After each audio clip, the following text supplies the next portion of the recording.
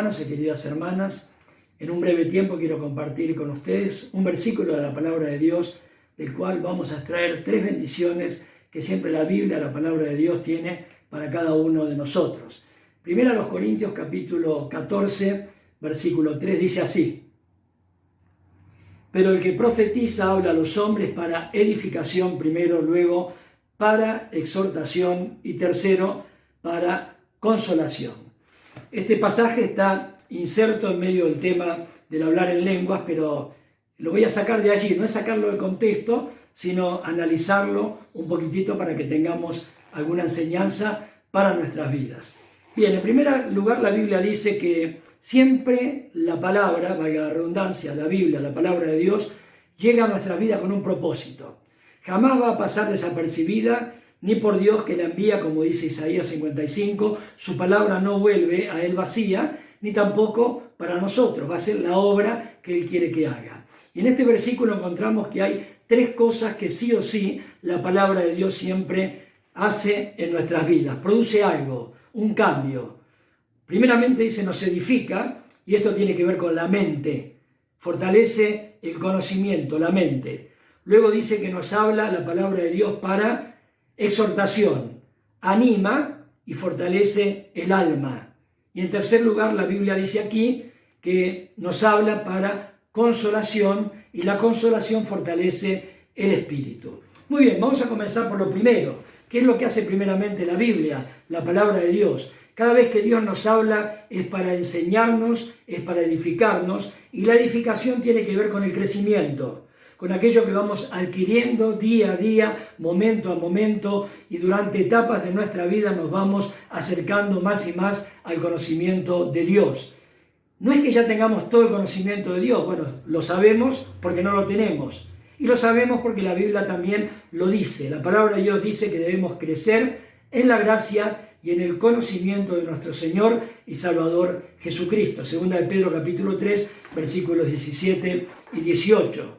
En Oseas, como sea el capítulo 6, versículo 3, dice: y conoceremos y proseguiremos en conocer a Jehová, como el alba está dispuesta a su salida. Hay un crecimiento. Sale el sol, comienza a levantarse sobre la faz de la tierra, y en un momento está en su cenit, está arriba. Y la palabra de Dios nos dice en Efesios capítulo 4 que todos nosotros somos edificados por medio de la palabra de Dios hasta que todos alcancemos la medida de la plenitud de Cristo. Quiere decir que hay un conocimiento progresivo. Cada vez que la Biblia habla nos trae materiales. Dios habla y nos da materiales para que podamos crecer, para que seamos mejores que ayer, inferiores a lo que vamos a hacer mañana. La palabra de Dios edifica, y no por casualidad, en este pasaje, el cual no puedo leer por el tiempo, 7 veces aparece el término edificación.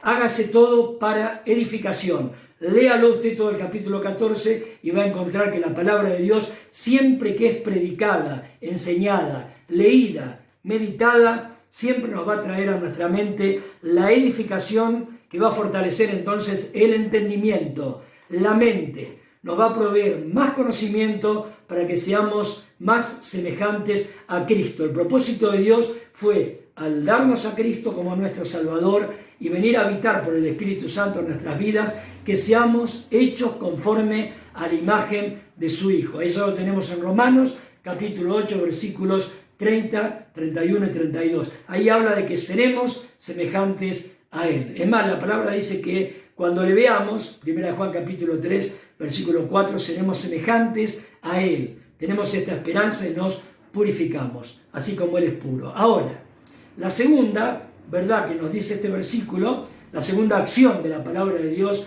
poderosa y vivificante, es que nos habla Dios siempre para exhortación. ¿Qué es exhortar?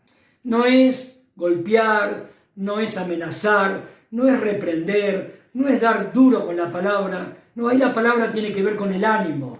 Por eso dijimos que la exhortación fortalece el alma. La palabra alma viene de la palabra ánimo. Es lo mismo en la Escritura. Es volver a recobrar la vida. Es levantarse, es caminar. Si uno está sentado es ponerse de pie. Si está acostado es salir de la cama. Si en su mente está deprimido es dejar la depresión. Es mirar a Dios y dejar de mirarnos a nosotros mismos. Es mirar su palabra. Por eso cuando habla Dios, lo hace para animarnos, para llevarnos a un lugar más alto, para sacarnos del lugar donde estamos a veces escondidos y llevarnos a la luz de su presencia. David pudo decir en el Salmo 42, amo a Jehová, pues ha oído mi voz y me ha hecho sacar del pozo de la desesperación, del lodo cenagoso, puso mis pies sobre peña y me dio un cántico nuevo, puso en mi boca un cántico nuevo, lo verán todos y alabarán y adorarán a Dios por esto. Cuando Moisés estaba por morir, 3 veces le dice Dios a Moisés, toma a Josué, hijo de Nun, quien te sirve, y anímale, fortalécelo, animalo, dale entusiasmo, Moisés, a Josué, es joven, va a tener que poner al pueblo donde tú no vas a llegar, a la tierra de Canaán. Deuteronomio 1, versículo 38. Pero pasan 2 capítulos, el capítulo 3, versículo 28, dice, otra vez se apareció Jehová a Moisés, diciéndole, toma a Josué, hijo de Nun, quien te sirve, y anímalo y fortalécelo. Otra vez. ¿Por qué 2 veces? Necesitaba ánimo Josué.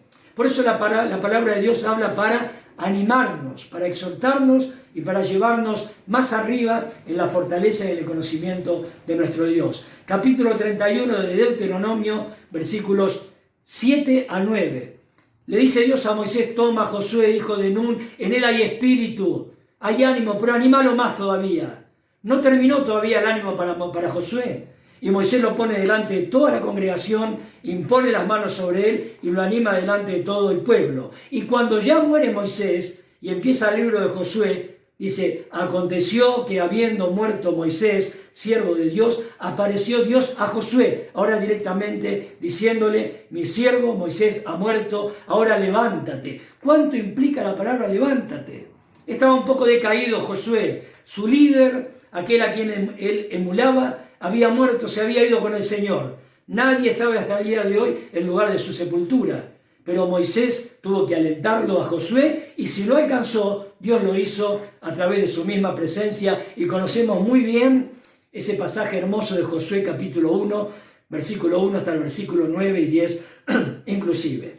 Ahora, ese es el ánimo que nos da la palabra. Primero, habla para edificación, fortalece la mente. Segundo, necesitamos ánimo. Te tienen que animar a vos y me tienen que animar a mí. Tenemos que usar la palabra de Dios.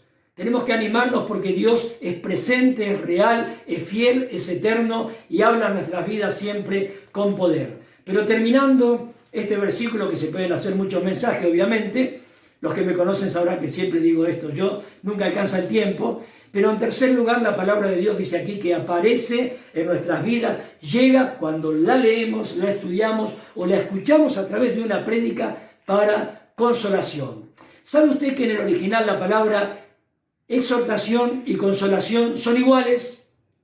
Es la misma que cuando Jesús dice, les voy a enviar otro consolador para que esté con vosotros para siempre. Ahí la palabra consolador, muchos de nosotros lo sabemos, es la palabra parácletos, para al lado, cletos, animar, estar al lado. Y la palabra exhortar y la palabra consolar tienen la misma raíz, paraclesis, o sea, para al lado, clesis, un llamamiento al ánimo, a la consolación. Pero quiero resaltar algo. En el único lugar en la palabra de Dios que aparece esta palabra acá, consolación, en una manera diferente, es para mutos. Cambió. Para lo mismo, pero ya no aparece ni cleto ni clesis.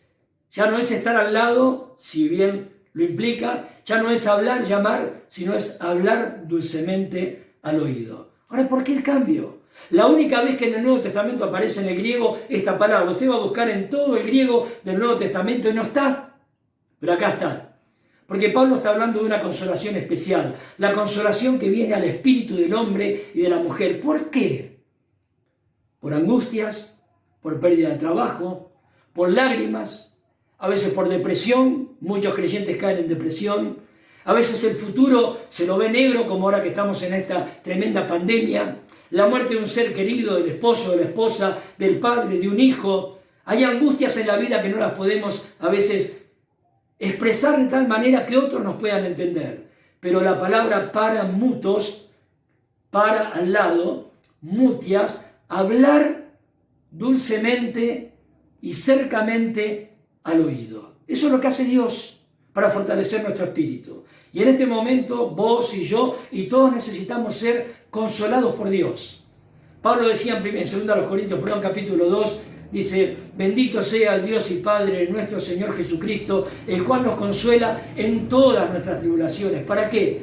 Para que también podamos nosotros consolar a otros con la consolación con que nosotros también fuimos consolados por Dios. Y ahí Pablo sigue hablando, yo no tengo tiempo ahora, tengo que ser breve en este mensaje, pero habla de las aflicciones, de las persecuciones, y que estuvieron a punto de perder la vida, tuvieron temor de perder la vida. Pero Dios, que consuela a los humildes, dice Pablo, nos consoló con la llegada de Tito. Mire usted, Tito, un discípulo de Pablo, viene ahora, trae noticias de Corinto. Pablo estaba en Éfeso, y Tito, con las noticias de Corinto, alegró, exhortó, animó y consoló el corazón de Pablo, de Timoteo y de Silas, que estaban allí. ¿Qué necesitamos, hermanos? ¿Qué hace la palabra de Dios?